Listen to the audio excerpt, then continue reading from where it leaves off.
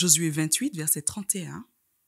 Les Israélites servirent le Seigneur durant toute la vie de Josué et après sa mort, tant que vécurent les anciens qui avaient vu les œuvres accomplies par le Seigneur en faveur d'Israël. Bonjour à toi. Me revoici pour une autre série.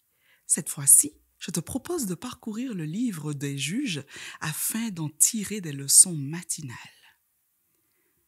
Josué, le leader spirituel et militaire de la nation israélite, s'est éteint. Les anciens qui le côtoyèrent et étaient ralliés à sa cause trépassent l'un après l'autre. La nation possède encore de leur vivant une spiritualité optimale. Elle a fait alliance avec Dieu et a conquis en partie le pays. Il reste encore beaucoup à faire, d'autres territoires à vaincre, mais pas de quoi s'inquiéter. Tout se fera en temps et en heure.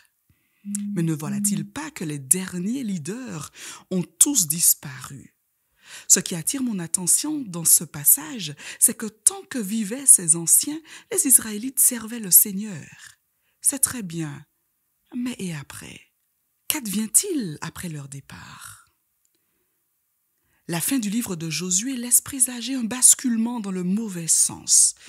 Il semblerait que la fidélité du peuple de Dieu dépende uniquement de ses leaders. Est-ce donc impossible de servir Dieu dans un milieu hostile, incroyant, irréligieux? Est-ce utopique d'avoir des chrétiens fidèles qui le demeurent même après la disparition ou l'abandon de la foi de leur leader spirituel? Est-ce inimaginable de voir un jeune continuer à servir Dieu loin de ses parents ou de ses pères? C'est alors que le livre des Juges apparaît. Dieu, plutôt que d'être insensible et d'abandonner le peuple à son sort, fera intervenir une brochette de héros libérateurs.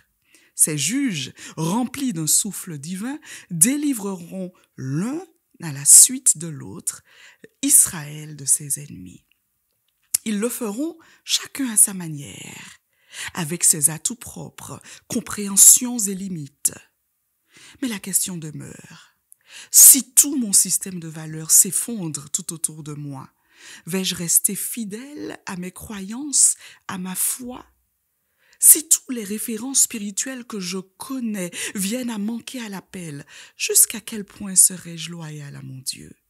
Un proverbe martiniquais dit « C'est si l'on vent la tchépoule penchée ». Traduction, c'est selon le sens du vent que la queue des poules se penche. Ainsi se dit d'une personne assez influençable.